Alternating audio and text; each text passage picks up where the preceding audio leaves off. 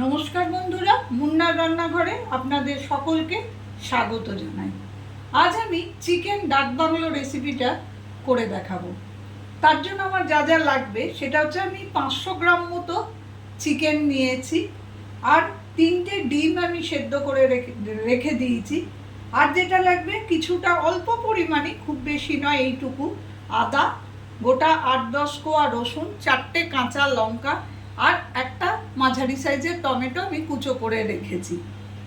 আর এদিকে আমি নিয়েছি দুটো বড় সাইজের পেঁয়াজকে আমি কুচি করে রেখেছি।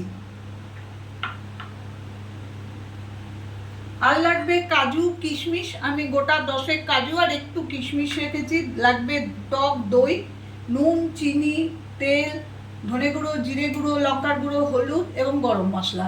এই আমার লাগবে। আমি কড়াইটা না চাপিয়ে দিয়েছি যাতে গরম হয়। আমার কড়াইটা শুকিয়ে গেছে, গরমও হয়ে গেছে। আমি এবারে সর্ষের তেল 4 চামচ মতো, 4 চামচ দিয়ে দিলাম, বাড়িয়ে দিলাম।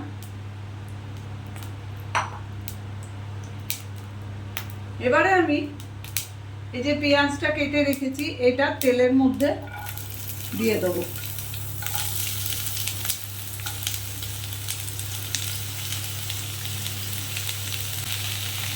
তার সঙ্গে আমি এই যে কাঁচা লঙ্কা দুটো, 4টে কাঁচা লঙ্কা, আদা, রসুন এবং টমেটোটা এর মধ্যে দিয়ে দেবো।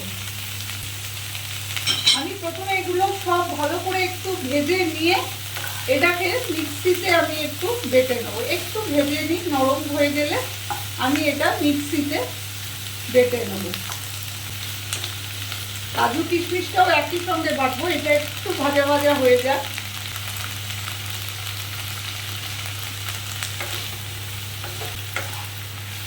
বাড়িয়ে বাড়িয়ে আমি একটুখানি এই সমস্ত আদা, রসুন, লঙ্কা সব একটুখানি ভেজে নেব। ভেজে মিক্সিতে বেটে রান্নাটা করব, ওই জন্য এটার টেস্টই আলাদা হবে। বাড়িয়ে কমিয়ে আমি মিনিট 2-3 ধরে এটাকে ভাজবো।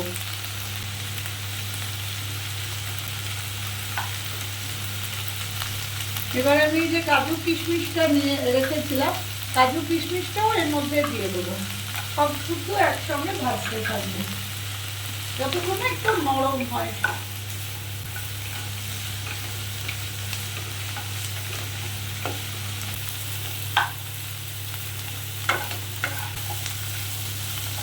দেখুন একটু পেঁয়াজের রংটাও চেঞ্জ হয়ে গেছে এবং এগুলো সবই নরম হয়ে এসছে। এবার আমি গ্যাস ওভেনটাকে বন্ধ করে দেবো আর মিক্সিতে এই পুরো জিনিসটা একটু ঠান্ডা করে নিয়ে আমি একটা পেস্ট করে আবার ফিরে আসছি। আমি কড়াইটা আবার ধুয়ে চাপিয়ে নিয়েছি আর ওই পেঁয়াজ, রসুন, আদা, কাঁচা লঙ্কা, কাজু কিশমিশটা আমি বেটে রেখেছি। এবারে আমি যেটা করব সেটাই চিকেনটার মধ্যে টক দই যেটা নিয়েছি সেইটা আমি দিয়ে দেবো। দিয়ে এটাকে একটু ভালো করে, খালি টক দই দেবো, এখন নুন দেবো না, টক দইটা দিয়ে ভালো করে মাখিয়ে রাখবো। এটা আপনারা আগের থেকেও ম্যারিনেট করে রাখতে পারেন, সেক্ষেত্রে একটু নুন আর লঙ্কা গুঁড়ো দিয়ে দেবেন, না করলেও হবে। এবারে আমি যেটা করব সেটা হচ্ছে আমি সর্ষের তেল দেবো।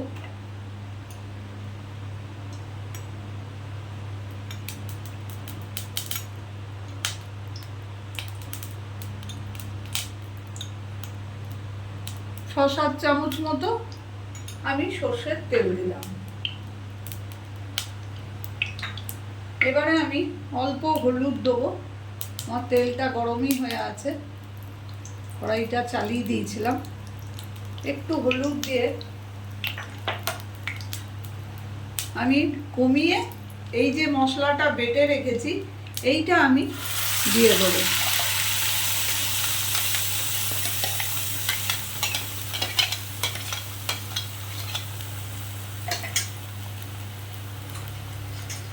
অল্প করে এটা ধুয়ে এই জলটাও দিয়ে দেবো।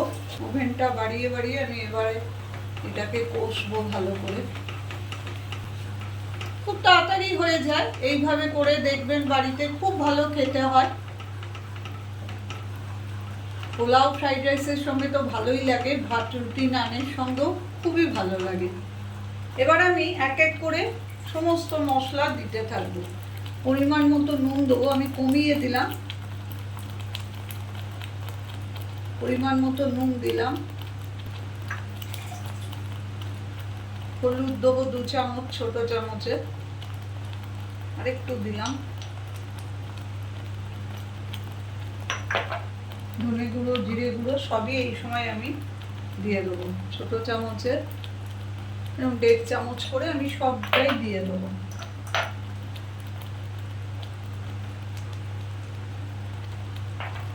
লঙ্কার গুঁড়ো আমি 1 চামচ দিলাম।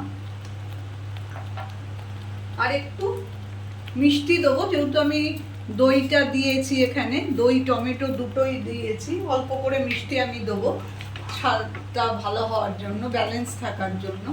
আপনারা না চাইলে না দিতে পারেন। এবারে প্রথমে আমি মশলাটাকে ভালো করে কষে নেব। মিনিট 2-3 ধরে আমি মশলাটাকে এই বাড়িয়ে কমিয়ে ভালো করে কষে নেব। 2-3 মিনিট ধরে আমি ভালো করে বাড়িয়ে কমিয়ে এটা কষে নিয়েছি। এবারে আমি এই যে দই দিয়ে ম্যারিনেট করে রেখেছি যে চিকেনটা, আমি চিকেনটা কিন্তু এবারে দিয়ে দেবো।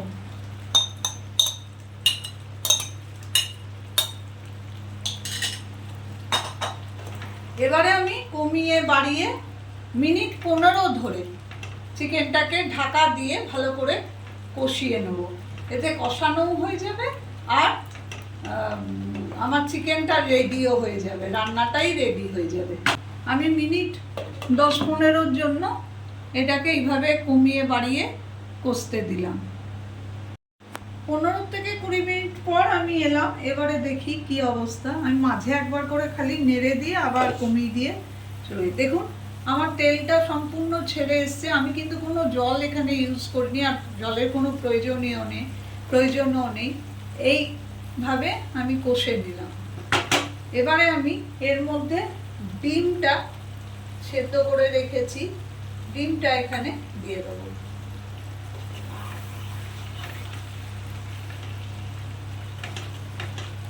ডিমটাকে কারির মধ্যে একদম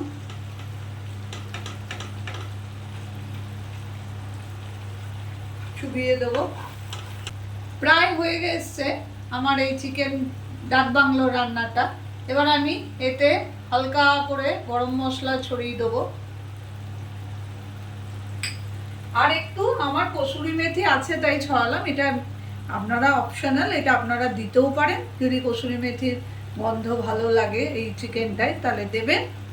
আমি একটু চারিদিক থেকে ছড়িয়ে আমি ওভেন বন্ধ করলাম আর ঢাকা দিয়ে মিনিট 5 রাখবো। তারপরে আমি পরিবেশন করে দেখাচ্ছি। তৈরি হয়ে গেল আমার খুবই অপূর্ব স্বাদের চিকেন ডাক বাংলো। আমি আমার মতো করে এই রেসিপিটা ঘরে করে দেখবেন, খুব ভালো খেতে হয়। যদি আমার রেসিপিটা আপনাদের ভালো লেগে থাকে তো প্লিজ আমার চ্যানেলটাকে সাবস্ক্রাইব করে দেবেন, আর লাইক করবেন, শেয়ার করবেন এবং কমেন্ট করবেন। আমি হাজিরা দেব আবার অন্য কোনো দিন অন্য কোনো রেসিপি নিয়ে।